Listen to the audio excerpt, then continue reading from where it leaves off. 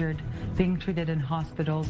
The entire country under lockdown. Apocalyptic scenes, Israelis being slaughtered in their homes. The IDF still working this hour to conquer back Israeli towns. Reservists have been called in. The head of Hamas military wing, Mohammed Deif, announcing it is the beginning of a war, urging Arab Israelis, West Bank Palestinians, Palestinians in Jerusalem, and armed groups in Lebanon all to take up their arms and join. The fog of war is creating a whole lot of confusion, and we need to say clearly at the beginning of this broadcast, there is a lot of information circulating. क्या Israel और Hamas के बीच का लड़ाई एक religious war है? क्या है Israel और फ़लस्तीन का मुद्दा? हमास क्या है? चलो इसको आज इस वीडियो में समझते हैं, और वीडियो में आगे बढ़ने से पहले चैनल को सब्सक्राइब ज़रूर कर लें। सैटरडे 7 अक्टूबर 6:30 सुबह पे पूरा इज़राइल बंद रहता है और लोग अपना फेस्टिवल मना रहे होते हैं, क्योंकि उस दिन ज्यूइश लोग का होली दिन होता है, तो उस दिन इज़राइल पूरा बंद रहता है। फिर अचानक से सायरन का आवाज़ गूंजता है और 50,000 मिसाइल गाज़ा पट्टी से हमास फायर करता है। इज़राइल का one of the most trusted and famous anti ballistic system भी उसके सामने फेल हो जाता है। अब जाहिर सी बात है, 50,000 मिसाइल अगर कोई एक साथ फायर करेगा तो कोई भी सिस्टम उसको रोक नहीं सकता है, लेकिन मैक्सिमम मिसाइलों को उसने रोक दिया था। लेकिन तब भी कुछ मिसाइल तो गिरे ही, और उसके कारण इज़राइल में 1000 लोग मारे गए। और अगले दिन 8 अक्टूबर को इज़राइल अनाउंस करता है कि अब हम हमास का नामो निशान मिटा देंगे। चलो थोड़ा सा इज़राइल के असल मुद्दे को समझ लेते हैं। इज़राइल, फ़लस्तीन और हमास के अटैक का मुद्दा क्या है? देखो, इज़राइल एक इकलौता जीवित देश है इस पूरे वर्ल्ड में 3000 साल से, और इसका भाषा है हिब्रू, और आज तक वही भाषा बोलते आ रहे हैं। अब फ़लस्तीन पे आते हैं, तो फ़लस्तीन 2 पार्ट में बटा हुआ है। एक को बोलते हैं वेस्ट बैंक और दूसरे को बोलते हैं गाज़ा स्ट्रिप। और आज भी 60% फ़लस्तीन इज़राइली के कंट्रोल में है, और फ़लस्तीन में मेनली मुस्लिम लोग ही रहते हैं। न्यूज़ में आपने जेरूसलम का नाम तो सुना ही होगा, और जेरूसलम ही है इस वॉर का असली कारण। देखो, जेरूसलम एक होली प्लेस है 3 रिलीजन का, क्रिश्चियन, ज्यूइश और मुस्लिम। क्रिश्चियन के लिए ऐसे कि वहीं पे जीसस पड़े हुए, वहीं पे वो उपदेश दिए, वहीं पे उनको क्रॉस पे चढ़ाया गया, और वहीं पे मरने बाद वो रीइंकारनेट हुए। ज्यूइश के लिए इसलिए कि वहीं पे उनका एक इकलौता होली टेम्पल था, जिसे बोलते हैं टेम्पल माउंट, और अभी नहीं है, सिर्फ एक वॉल बचा है, और आज भी ज्यूइश उसी डायरेक्शन, वॉल के डायरेक्शन में देख के प्रे करते हैं। और मुस्लिम के लिए ऐसे कि मोहम्मद प्रॉफिट वहाँ पे एक रॉक पे के ऊपर जाकर एक उड़ते हुए घोड़े पे बैठ के जन्नत गए थे, और वहीं पे मुस्लिमों का सेकंड मोस्ट इम्पॉर्टेंट प्लेस है अल अक्सा मॉस्क। और तीनों में से कोई भी आज के टाइम जेरूसलम छोड़ने को तैयार नहीं है। इज़राइली तो सीना ठोक के कहते हैं कि हम आखिरी सांस तक जेरूसलम को छोड़ेंगे नहीं, और आज के टाइम जेरूसलम इज़राइल का कैपिटल है, और जेरूसलम वेस्ट बैंक और इज़राइल के बॉर्डर के बीच में है। अब क्योंकि इज़राइल मुस्लिम देशों से घिरा हुआ है और कोई भी ख़तरा उस पर आ सकता है, तो इज़राइल ने अपने लोगों पे बहुत ही ज़्यादा इन्वेस्ट किया है, टेक्नोलॉजिकली अपने आप को बहुत एडवांस किया है कि आज के टाइम कोई भी देश उससे सीधा पंगा नहीं लेता है।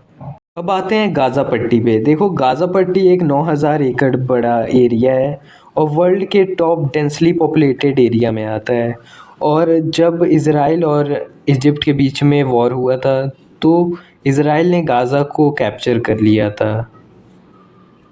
या सिर्फ कहा जाता है कि इज़राइल ऊपर ऊपर से गाज़ा को कंट्रोल करता है, अंदर ही अंदर हमास का कंट्रोल है पूरे गाज़ा पे।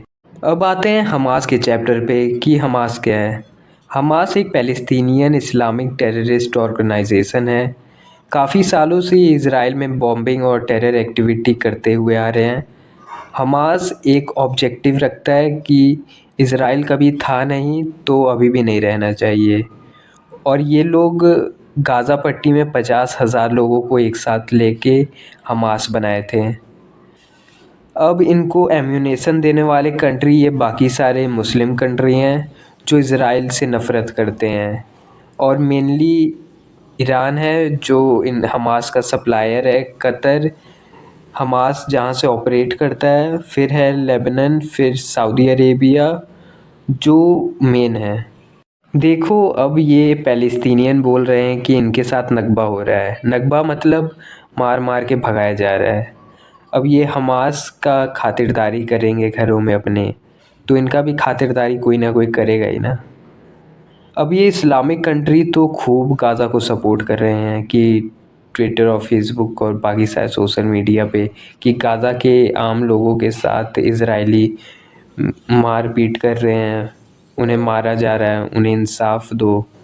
और जब इस टाइम इजरायली गाज़ा से लोगों को भगा रहे हैं तो कोई भी मुस्लिम कंट्री या कोई भी सपोर्टिव देश उनको अपने अंदर नहीं ले रहा है, तो ये कैसा सपोर्ट हुआ।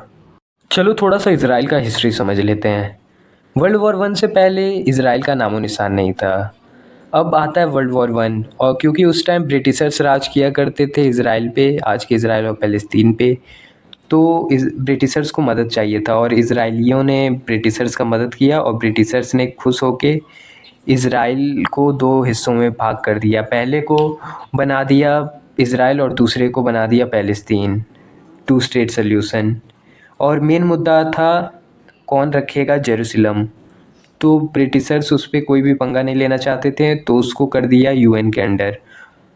और जब यूएन छोड़ के गया जेरूसलम, तो मुस्लिमों ने आके अटैक कर दिया जेरूसलम पे और उसको अपने कंट्रोल में ले लिया। और इसी को देखते हुए इज़राइल ने अपना रौद्र रूप दिखाया, और जो खदेड़ा फ़लस्तीनियों को और अगल बगल के मुस्लिम देशों को आप सोच भी नहीं सकते हैं। और ये था छोटा सा इज़राइल का हिस्ट्री। चलो अटैक अभी होने का रीज़न को समझते हैं। देखो पहला जो रीज़न है वो है इज़राइली सोल्जर मस्जिद में जाके लोगों को शूट कर रहे हैं, उन्हें अरेस्ट करके जेलों में डाल रहे हैं, ये कहना है हमास का। और वो उन लोगों के लिए एक मसीहा की तरह आए हैं, बदला ले रहे हैं। दूसरा जो रीज़न है वो है इज़राइल का इंटरनल कॉन्फ्लिक्ट, क्योंकि इज़राइल में इंटरनली बहुत डिस्टर्बेंस चल रहा है। कभी नेतन्याहू आते हैं, उनकी जगह कोई और आते हैं, बाद में फिर वो आ जाते हैं।